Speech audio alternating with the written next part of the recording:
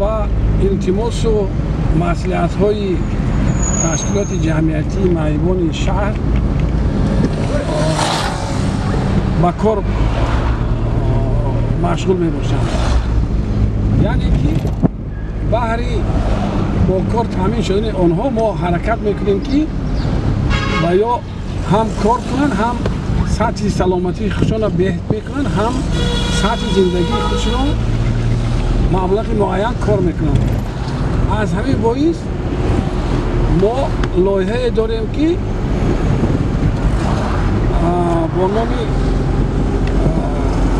دستگیری یکدیگر،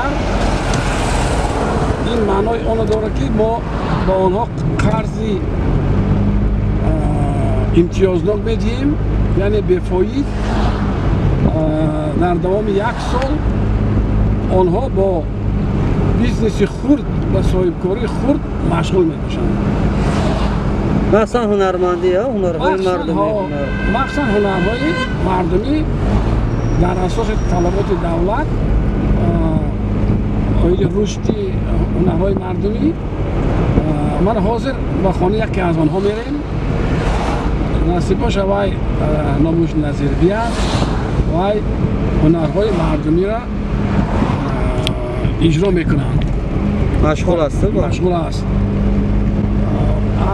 وقتی مانده دخترکا معیوبای دیگه هستند که با دوزندگی، پزندگی و خرید و فروش محصولات های روزگار، اینچنین با چارباداری، مرغ پروری، در همین سمت ما با جمله معیوبان در سال امروزه با 123 نفر همین خوبی ما، دستگیری ما رسیده است که و یا در عین زمان سطح زندگیشون نظر و پیشتر بهتر کردند.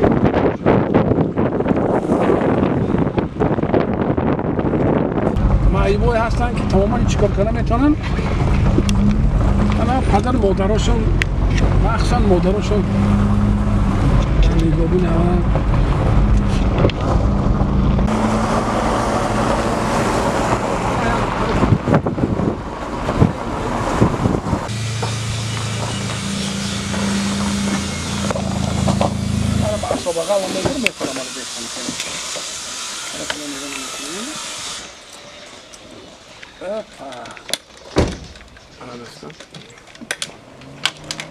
Ja.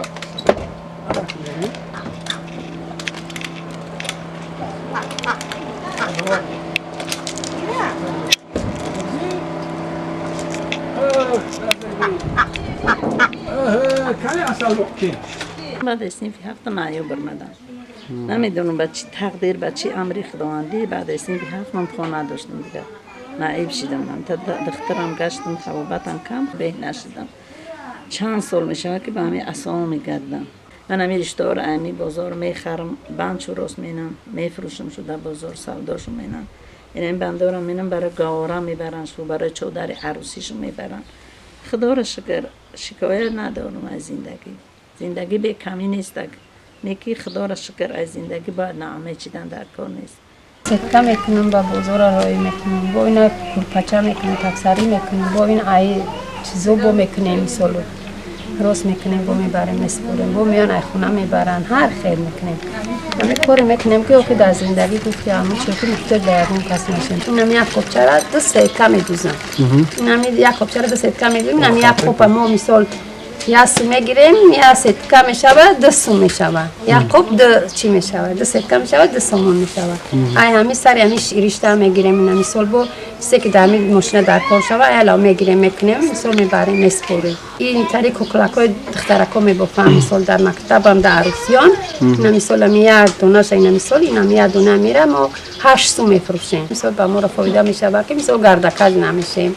ما شکرانه میکنیم پیش پروردگار. چی دارد خریدار دارد؟ بله بله خریدار مو هست. ای بازار هم میان بود خونه دکاس کدومه که مثال عروس هم برای فرزنده و برای طلبه برای نوزادی میان زکاس میکنن که از شخصانی فعال ما همین اویله میموشن. ما محصولاتایی که اینا میبرارن برای بعضی نماینده های مهمانان خارجی محلی صاحب کاران عموما خیر کنندگانی که نسبت ما خیر میکنن ما در نوبت خود همچون رمزی اعتقاد به آنها تحفه ها یعنی که آن محصولات هایی که همین اویله در قطار دیگر اویله ها میبرند ما پیشکش آنها میکنیم و این باعث آن میگردد که بسیار وقت از اینها خیلی که میگن زکات فرمایش میدهیم. همین فرمایش ها را در عرفه ایده ها جمع کرده شده در وقتی خیرخواهان و اداره آمدن ما با آنها همین رو تقدیم میکنیم و این وسیله اینا هم صاحب مبلغ میشن. تشکیلات هم یک هنرهای خود را با دیگران معرفی مینماید. 45 مبلغ دارم 50 دارم اینا روزی 80 سومی میدیم. برای رشتهش یوش مبلغش زیادتر از قیمت چیده است. این بنده را برای گوارم اینم 80 سومیش میدیم. اگر چند من پاهم چلاق هم باشن دستای خوب دارم، چشمای خوب دارم که میبینم، عقلی خوبی دارم که میفهمم، حفظ دارم، میدونم. من ناامید نیستم از زندگی. همچنین انسانایی که به قطار من معیوبن ایوان خواهش می‌کنم ناامید نباشن. ای بیکار خدا بیزار مشغولیتی باشه که انسان باید خودش اداره کرده بتونه.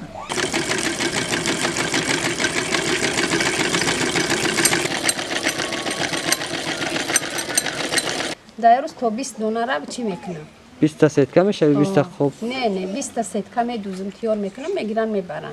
با روز میشود مثال با در خونه کار نکنم مثال بیکار باشم تا 30 تا را میتونم دختر میدوزیم. کوشش زیاد میکنیم که همه طرفا میکنیم که مثال در زندگی محتاج به یادم کس نشیم.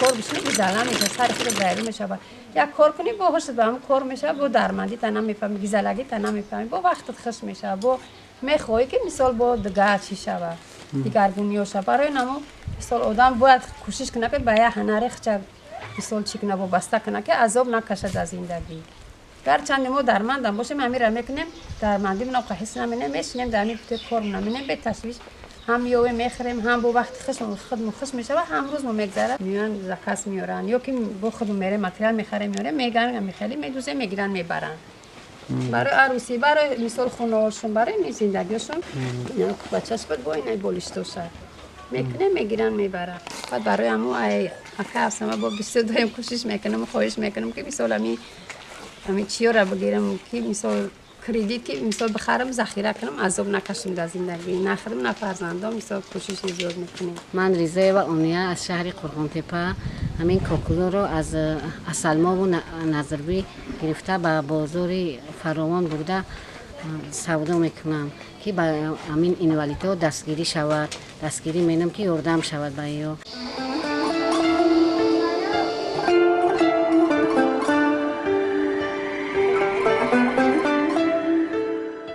یک کارخانه بود همونجا 3 ماه خوندیم ما را شغلنامه وقتی افتخار کردن بسیار مینداریم از شغل اهالی همین بعد چیکار کردین یاد گرفتین با یاد گرفتیم نسکی میبافیم یعنی زیکیچه میتونیم بافته چینی لایق خدمت میتونیم مدرس میدوزیم آمد بهار و سید گلیستان غنیمت است بزمی وصال غنچه خندان غنیمت است آمد بهار و سیر گلیستان غنیمت است بزمی وصال غنچه خندان غنیمت است با قامتی خمیده رویم سوی بوستان نظاره و بنفشه و ریحان غنیمت است با قامتی خمیده رویم سوی بوستان نظاره و بنفشه و ریحان غنیمت است